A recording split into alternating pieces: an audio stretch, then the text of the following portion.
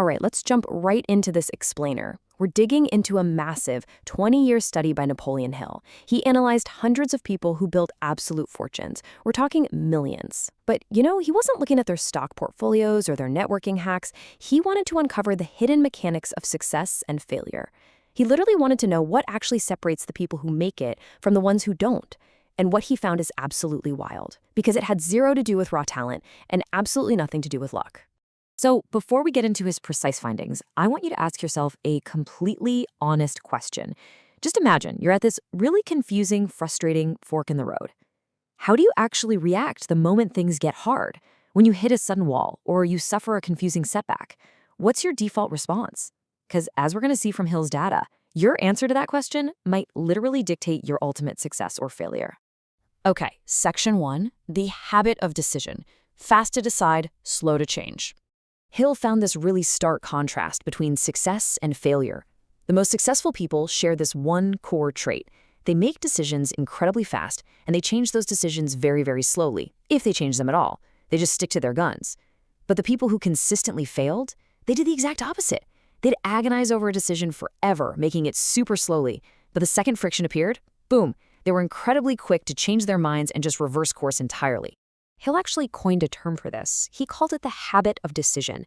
It's basically this overlooked skill of making choices quickly and almost never going back on them. And get this, Hill considered this specific habit to be the ultimate dividing line, like the primary separator between people who strike it rich and those who just almost do. Let's move on to section 2, 3 feet from gold, the tragedy of RU Derby. So making a fast decision is really only half the equation, right? The other half is staying decided when reality absolutely punches you in the mouth. And that brings us to the tragic story of a guy named RU Derby. First, Darby's uncle catches gold fever out in Colorado. He stakes a claim, and against all odds, he actually strikes a vein of gold. He thinks he's set for life. So step 2, absolutely positive he's found a fortune. He borrows a ton of money for heavy machinery to mine this gold at scale. But then step 3 happens. Without any warning whatsoever, the vein of gold just vanishes. Poof, gone. He drilled and drilled, desperately chasing it, but found absolutely nothing. Which brings us to step 4. Defeated, exhausted, he just gave up.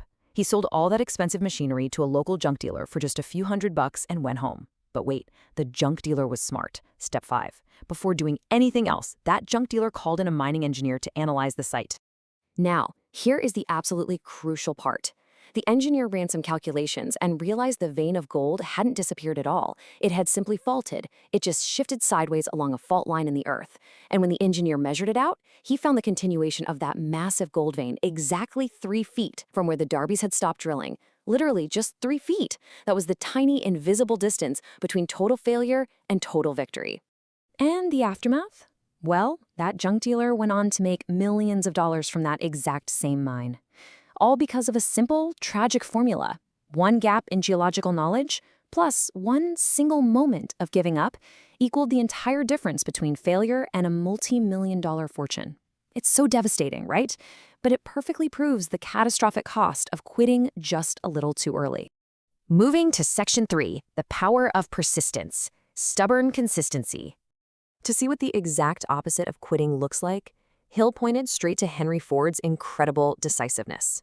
Back when he was building his empire, Ford faced enormous, crushing pressure from the entire automotive industry to abandon or radically change the design of the Model T. But Ford flat out refused. That stubborn consistency was literally the foundation of his empire. And Thomas Edison? He pops up all throughout Hill's book for the exact same reason. I mean, the phonograph, the incandescent light bulb. Those weren't the result of some effortless flash of genius. No way. They were the product of years and years of absolute refusal to quit. And this shows us something incredibly empowering. Persistence outlasts talent. It tells us that persistence isn't just about digging your heels in and being stubborn for no reason. It's actually a highly deliberate, cultivated state of mind that will simply outlast raw talent every single time. Which brings us to section 4, 4 steps to persistence, a cultivable state of mind. Okay, so to reach your goals, you basically need these 4 things. Step 1, you need a definite purpose backed by a burning desire to achieve it. Notice I didn't say a vague wish. It has to be a burning desire. Step 2, you need a definite plan, but, and this is key, it must be expressed through continuous action. A plan that just lives in your notebook doesn't count. Step 3. You need a mind closed tightly against every single negative and discouraging influence. And finally, step 4, you need a friendly alliance.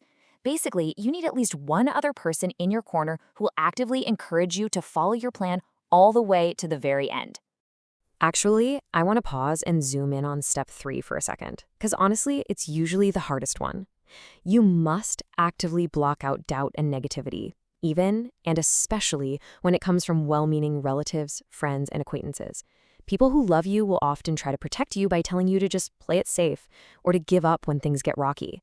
You literally have to put up caution tape against that doubt if you want to cultivate true persistence. All right, final section. Section 5, surviving the temporary setback. The final warning. This right here illustrates the core tragedy of human nature. Most people quit at the exact moment they are closest to breaking through. Why? Well, because you can't see the gold from where you're standing. You only see the dirt. You only feel the friction. And that is exactly why it is terrifyingly easy to just throw your hands up and surrender right before the breakthrough actually happens. So your absolute only defense against suffering the exact same fate as R.U. Darby is this: never let a temporary setback become a permanent decision. When you hit a roadblock, recognize it for what it is. It's temporary. Do not let it trigger a permanent surrender of your goals. I want to leave you with this final, kind of provocative thought. Think about the biggest frustration or roadblock in your life right now. Is that obstacle just a geological shift? Is it just a temporary fault line? And if you consciously choose not to quit today, could your biggest win be just 3 feet away?